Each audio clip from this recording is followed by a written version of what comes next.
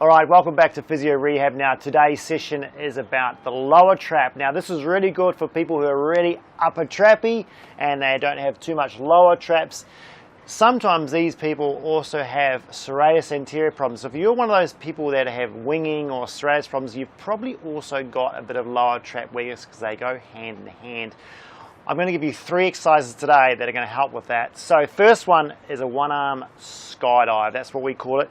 So with Michelle here, if you go flat for me, Michelle, if she's doing one hand at a time, this right shoulder, you've got to think, remember the lower traps is coming from the shoulder blade down towards the spinal angle like that. So we want her moving her shoulder blade in the same direction, which will fire at the best. So she's going to try and lift her shoulder blade, or think about lifting her shoulder blade over towards her opposite hip.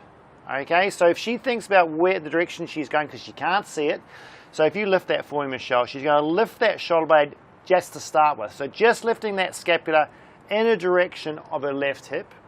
Then she's got to try and put some load on it. So you raise your hand for me. There you go. So there's a little bit of load where she's working to hold that isometrically in that position. So this is like an isometric hold for her lower trap. Yes, she's got a bit of rhomboid, she's got a little bit of rotator cuff, but it's trying to bias that position of that lower trap. Then she externally rotates to get a little bit more rotator cuff, and she's going to reach for her foot. So if she externally rotates that way, so remember thumb outwards and upwards, all right, then she's got to think about, to get a wee bit more depression, which is that lower trap movement down there, she's going to think about reaching towards that foot down there. And you'll see that shoulder blade move. Now, of course, you're going to get a little bit of Latin there, but because you're not gripping, it's more about the lower trap and more about the scapula coming down than it is about the arm coming down. Okay, so that's an iso hold. So isometric holds that maximal squeeze down here without overcompensating, about 10 seconds of that. You're trying to do 10 or 20 of those. And now that's a really good isometric entry level stuff. All right, then we're going to move to more of a movement based one. So come on up here, Michelle. So what you then want to aim for is to try and do a scapular row. Pop that in that hand for me. So the scapular row is a little bit different to a one-arm row, because your one-arm rows you're going to bend, you're going to use your lats. We don't want to do that. So with a scapular row, you're just thinking the shoulder blade is going down. Okay, yes, you're going to do a bit of retraction, so a little bit of rhomboids, but remember, rhomboids come in this direction. Okay, so if you're just using rhomboids and you're not using lower trap, what's going to happen is when you pull, your shoulder's going to go up and you're going to fire your upper trap. This is where the upper trappy people come in. So if you're one of those people, when you pull back and you come up, this one's for you. So this elbow has to stay straight. This tension here can't be too much. If it's too much, you're going to start bending your elbow or you're going to overcompensate. So don't have this too heavy.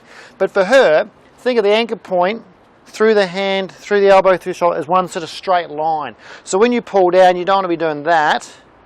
You want to be going down on that angle that way. All right. So when she pulls down, she's got to think about this shoulder blade again. Same drill, coming towards the opposite hip. So she pulls that down and back in that direction, and then you know if that shoulder blade is coming down and in a bit, you're going to be working that lower trap. All right. So reaching right forward to the top. So when she goes forward, her shoulder blade goes up. All right, so she, in this position, if the hand's up, shoulder blade's up, then she pulls that whole thing down and she's got to focus on not bending the elbow.